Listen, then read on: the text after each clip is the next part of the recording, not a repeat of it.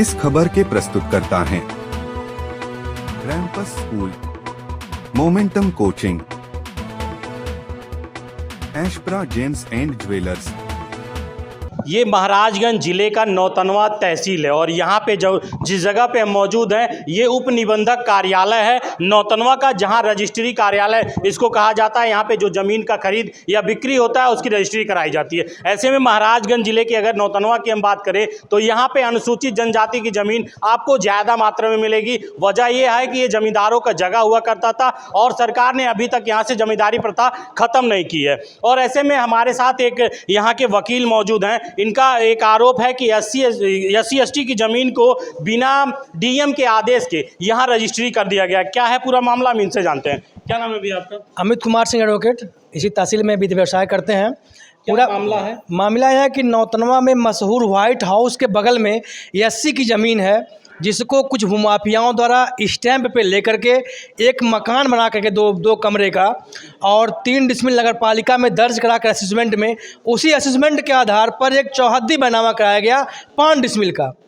उप निबंधक नौतनवा के कार्यालय में 5 डिसमिल का बैनामा पंजीकृत कराया गया, जबकि अनुसूचित जाति की ज़मीन का बिना DM के परमिशन के, बिना धारा 81 के बैनामा नहीं हो सकता है। ये पूरी तरह से नौतनवा में एक भूमाफियाओं का गिरोह है जो इस तरह का कार्य करते रहते हैं। इसमें अनुसूचित जाति के जनजाति की ज़मीनों को स्टैंप पे लेते हैं और उसमें कुछ भाग में मकान बनवा करके नगर पालिका में दर्ज कराते हैं और उससे अधिक भूभाग को यहाँ ला के बैनामा कराने का काम करते हैं, जो पूरी तरह से फ्रॉड है, फर्जी है। लेकिन यहाँ पे रजिस्ट्रार साहब का कहना ये है कि जो रजिस्ट्री हुआ है वो तो जो नगर पालिका से जो कागज़ मिला उसके आधार पे हमने किया है।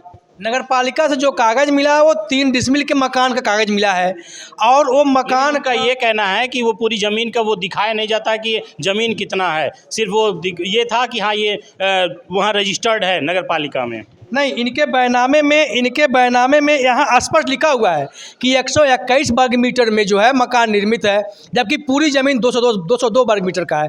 यानी पूरी ज़मीन 5 डिसमिल का है जिसमें 121 वर्ग मीटर यानी कि 3 डिसमिल का मकान इस बैनामे में दिखाया गया है। शेष 2 डिसमिल ज़मीन खाली वहाँ पे है। अब एक खाली ज़मीन का बैनामा भी साथ में कर दिए हैं, जो कि पूरी तरह गलत है। अच्छा ये बताइए, SC/ST की ज़मीन को रजिस्ट्री कैसे कराया जाता है? SC/ST की ज़मीन को DM साहब के यहाँ से अनुमति होके होता है। वो भी SC/ST जो है कोई विशेष परिस्थिति में ही उनको अनुमति दी जाती है।